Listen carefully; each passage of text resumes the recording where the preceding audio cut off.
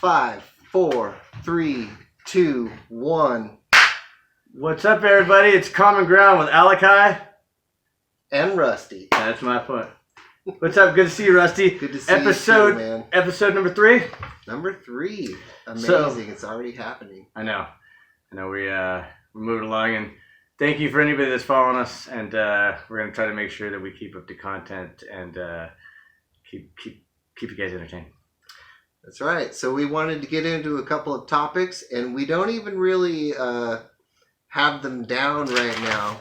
But I know you have one, and I think I have one too. Do you? Yeah. Do you have one that's maybe like we could go with something more of the political one or something like that? The political route? Okay. So life. as far as the political route, I really wanted to know what you think about the Democratic primary with the coin flip and all that. Did you see that one? What the hell is going on? I am 100% with you. I watched the video myself, and for people that don't know, then in the Iowa caucus, yes, the system broke down. Was it Iowa where they did the? Yeah, that was the first one. It was right? the first one. It was the Iowa caucus, and the system broke down, and it became between Pete Buttigieg and Bernie Sanders, and the guy that from the DNC that flips the coin catches it and looks at it and goes, turns it over and then turns it over like right. What? You know what? You're seeing it right now more too with the fact that Joe Biden's been so far behind and then got this crazy. I don't know if you saw. Crazy push on the last one. Because right. I mean, whether you like Bernie Sanders or not, the DNC does not like him. Mm-mm. And they don't want him as the nominee, and they're doing, in my personal opinion, they're doing everything to stop what the public, in some ways, want. Yeah. Because there's obviously crowds of people that want that, but now what they're doing, and I mean, it really happened in my opinion last night, because as soon as Klobuchar and Buttigieg left, those delegates went straight into Biden. Straight to the other one. Exactly. And so Bloomberg's just announced he's leaving today too. And really he'll probably get his. So, even though last week he was like, no, even if I don't get him, we're in there. We're going. You're totally right. But I guess what I was thinking too earlier is it shows that it's taking 3 to 4 people to equal what Bernie did by himself. Oh, really? See, I didn't even consider that fact. I did. It popped in my head. I'm like, when you look at the numbers, I'm like, these people had to give all their delegates to Biden to give him this crazy push. But Sanders is right there next to him on his own. On his own. With 4 or 5 people that were talking shit about him the whole time. Elizabeth Warren, I don't even know why you're in it still. I mean... That's right, Pocahontas. You know what, though? I listened to a show today, and I did see something that she could be in it to just steal more from Bernie. Well, that's true. And that would make sense. So have you heard people say, oh, it should be Bernie and Warren? I just think after their little... Which, I mean, how can you trust her? Right? To be honest with you, I think, I don't know if I know she used to be a Republican. No, I'm not saying anything. I was going to say, I don't know how much you know about it, but I kind of feel it should be Bernie and Tulsi Gabbard. You know what? I heard one of the Rogan podcasts with her. I know she's done 2, but yeah. Did you see the single one or the one with Jocko Willem? It was the one with Jocko. Okay. Yeah, I heard that one, and it was really good. I actually did like what she had to say about being... Foreign affairs? Yes, foreign affairs, being non-interventionist and pulling our troops out of these areas. Of course, that's what Trump said too, right? And he kind of started, and then all of a sudden there was some bombing going on over there in Syria. Well, how about at least we can say she is a vet. She is somebody that is saying, no, I do see it. Trump was still a TV show host before it that said he was going to get all these things done. Well, but that's what I kind of like about Trump is because as far as politics go, I mean, whether or not he was, I didn't even know. I can honestly say I never once watched his You're Fired show. I know he said You're Fired because I've heard it on clips or You're Fired, right? I mean, I've seen that, but I've never watched one of those shows, and honestly, I could care less about him before politics. So I come at the angle of my entire life, like my entire adult life from probably 19, 20, around there when I really heavily started getting into politics and wanting to know about how things work with money and laws and all this stuff, right? Was when I really started getting into it. And then this is the first time in my entire adult life for probably about a year and a half now where I've just completely checked out. You backed out of it. I have completely checked out to the point where when somebody is telling me something that they just heard, I already heard about it, I don't know how many years ago, right? I mean, a lot of years ago. Whether it was about, oh, Epstein's a scumbag. Heard about Epstein years ago when it all came out with Bill Clinton on the Lolita Express and the whole bit. Like, Epstein's name was there. Just like Trump was there too, though. Trump was on that plane with him too. He's been on there. Trump has been on that plane. I'm not saying either. I'm not saying yet anything. So maybe he's a big psyop too, and I don't know. Maybe he is.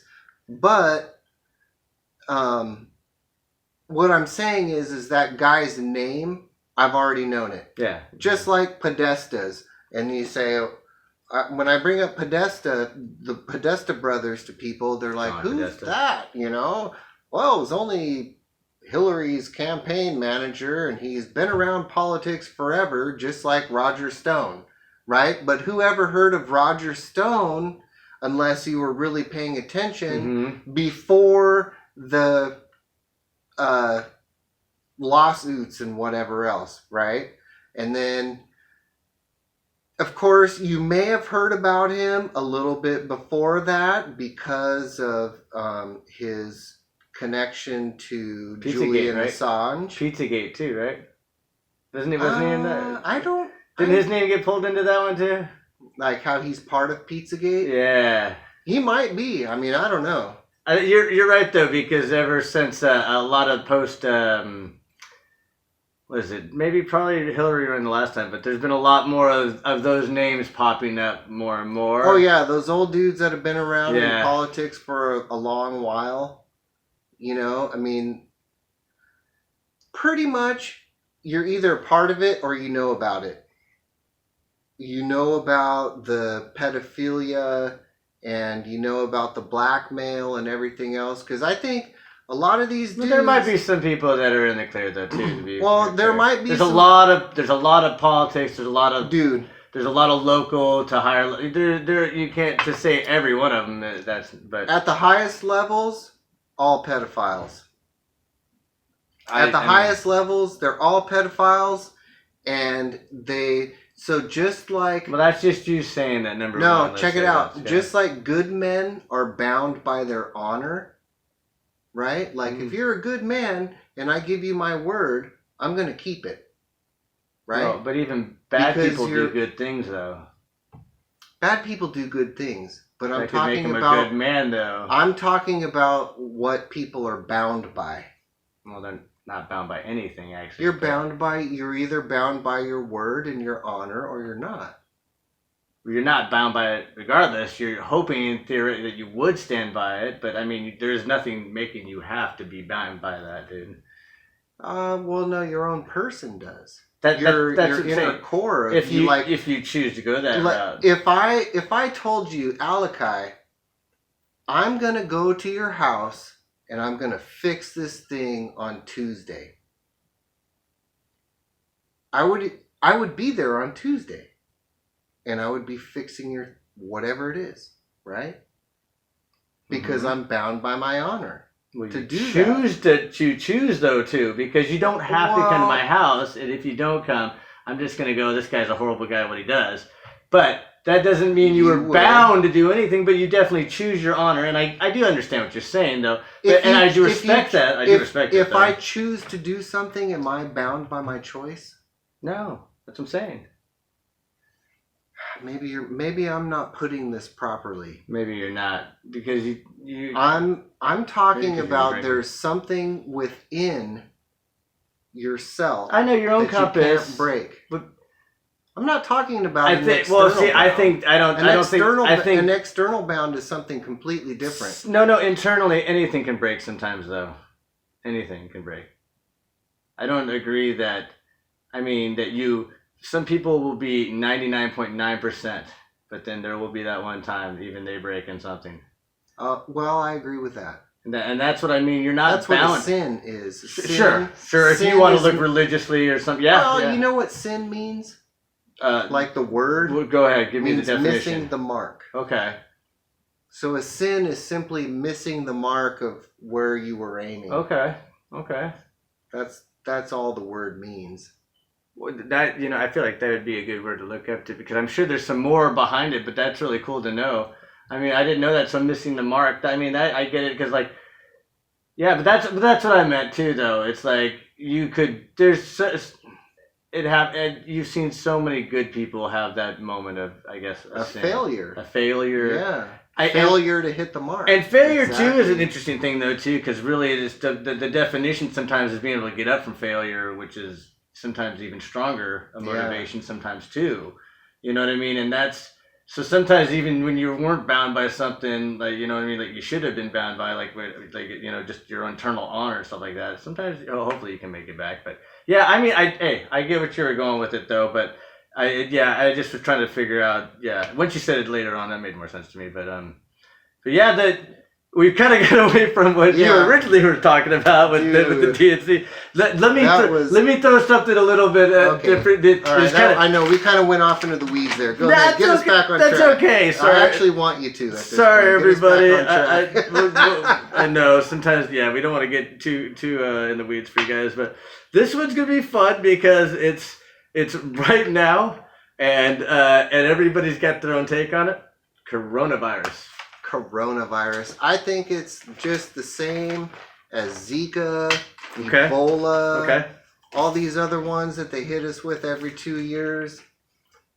I mean, dude, I have back when InfoWars was printing magazines. Okay. Like I have one of still in my possession, because at the time, like when they were putting out the magazine, I was stoked. Like I liked the magazine because it was print, right? Mm-hmm. And I would order like 20 copies and I'd hand them out to some of my customers, and I would just have them around. So would it have something to do with viruses or something?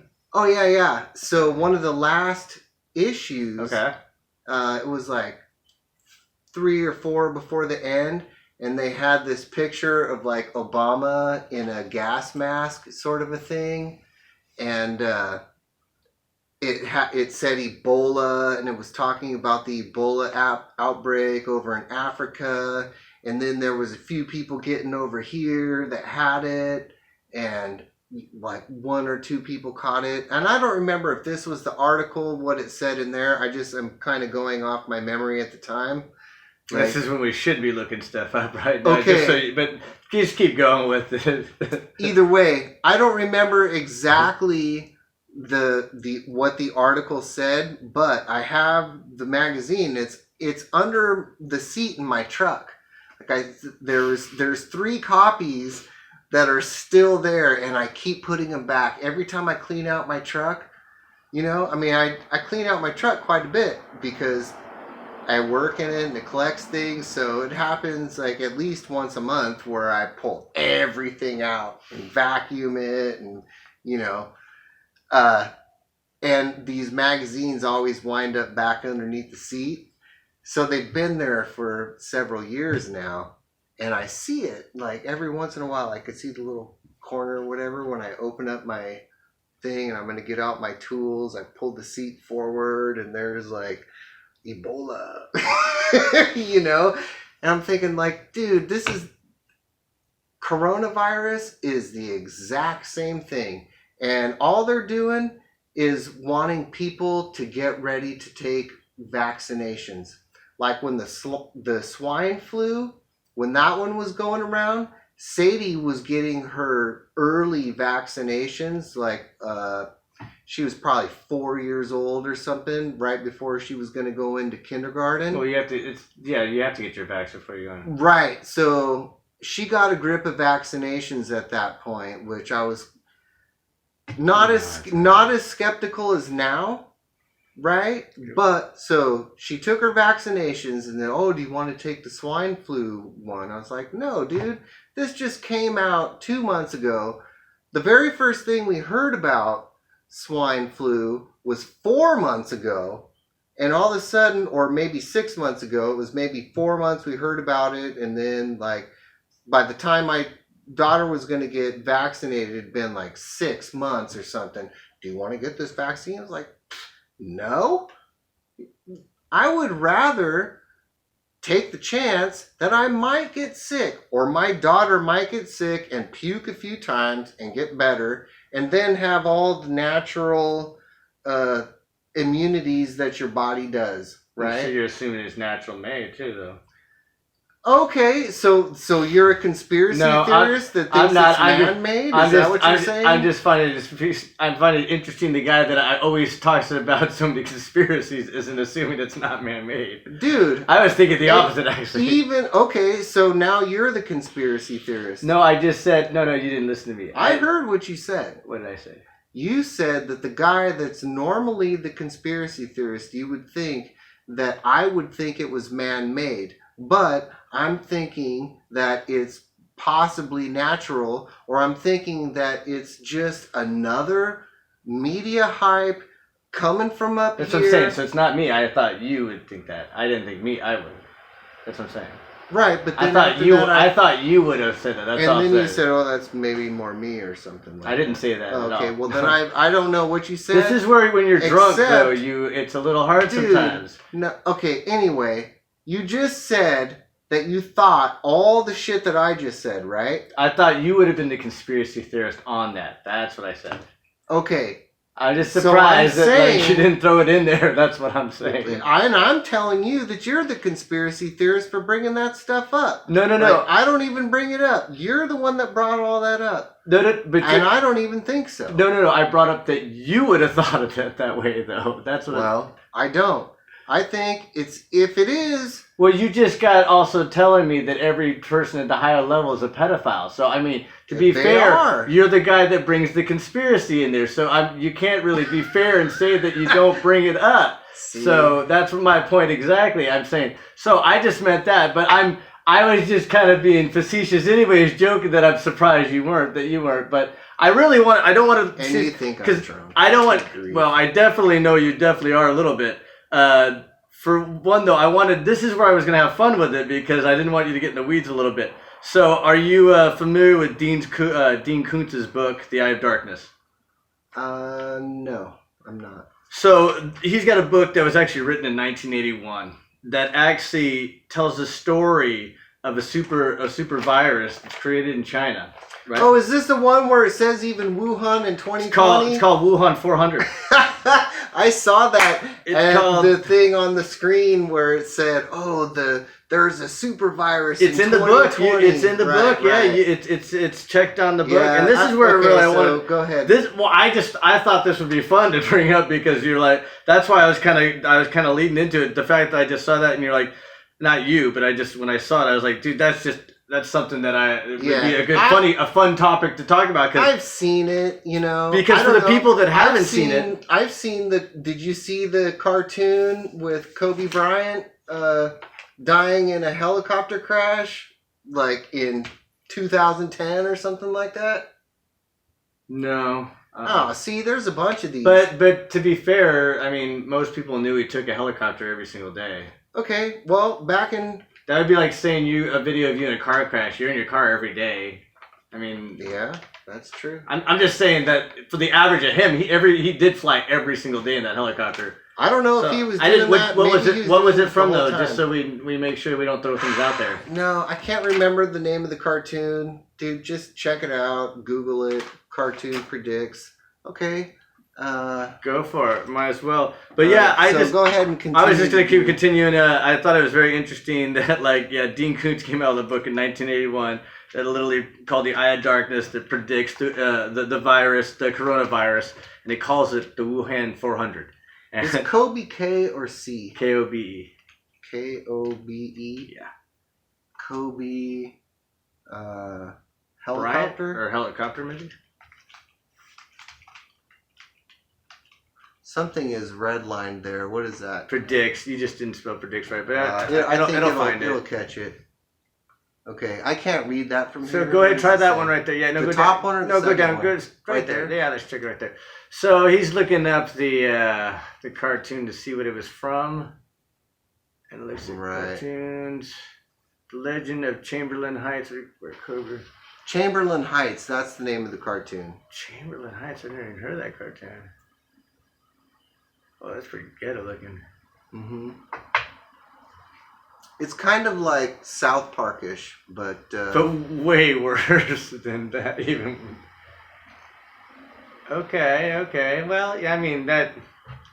I can't even say that predicted, man. So that is also at 1.5 speed because a lot of times I kick up the speed on my playbacks to run it faster. Right. So it actually wasn't that fast. No, that's okay. I mean, it wouldn't have changed too much from what you and I just saw. It wouldn't have changed anything. It's him crashing in a helicopter with his 2 trophies, getting out and talking to the kids. Well, he didn't even get out. Yeah, actually, if you hear the audio, he asks them, "Oh, help me get out," and they kind of say something about, "Well, what are you going to give me?" And he's like, "Nothing," blah blah. Or I don't know. It's a bad paraphrase. I'm totally wrong on that. But he does ask for help, and they deny it, and then they just snag his rings.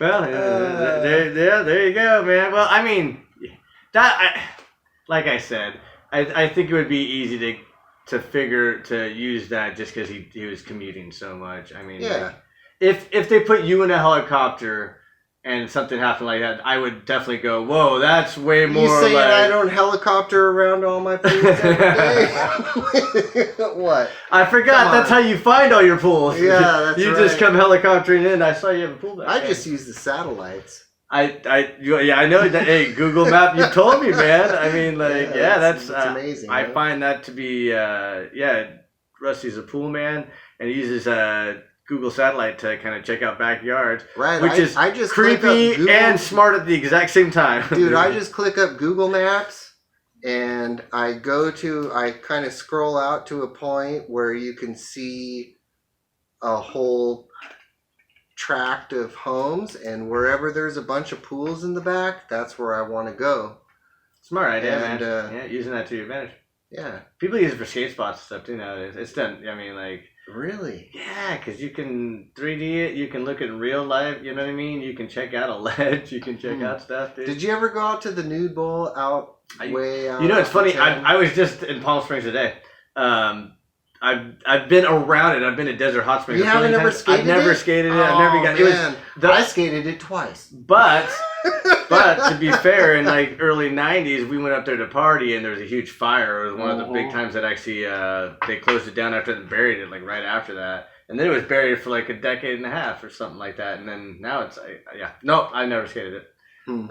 You skated it? Yeah, I skated it twice. Oh wow, dude! It's kind of a trek out there because it's a full-on trek out there. I've not questioned it this way. And depending on like the situation of the road at the time, I mean, you could be going boom, boom, going up this road to get to the little thing, right? Because it's just a dirt road, or at least it was. No, it's funny. I've totally mapped. I like looked at it. I'm like, okay, so it stops right there at the road. Then I'm like, you gotta go and either like hike it or do something to get it because it's like on the GPS, it's like that big, which is probably miles. But like, and then I'm like, then it's up in the hill because you can actually look up the coordinates now because so many people have been there. Okay. And so like you log it in and it kind of brings it. I'm like, oh, okay. The first time I went there, I was probably 17. Oh, okay. You know? So that's actually right around the fire time. Okay. Yeah, because I probably, if you're 17, I'm 16, 15. I'm probably 14, 15. Because I'm what, 41? How old are you? 44? 45. 45? Yeah. So, Yeah, that's definitely probably maybe a little bit before it, but yeah, that's probably right around that time. And then I went up there not too long after that. It was Okay. like it was 2 times that were fairly close together. It wasn't like weeks; it was months, but fairly close together. You know, my one buddy. I went out there. His name was Paul, and I'm drawing a blank on his last name right now. But anyway, my buddy Paul, and we cruised. He's like, oh, you know, blah blah blah. And we took the snake out there to the desert, right? And went and skated the nude bowl. And it was only me and him the first time. Yeah, that was pretty fun because I had never. I mean, I had skated other pools, but I hadn't really trekked to like this place that was just basically in the desert, Gnarly, and that was the only thing there. But you could tell people had partied because there was graffiti and whatever else there, you know, and not a whole lot. It was the real crappy. Yeah, it's all redone now. It's all repainted now. It's all like really? it's all been like I think even fixed a little bit. Dude. Really? Oh no, it was gnarly when we went there. There was a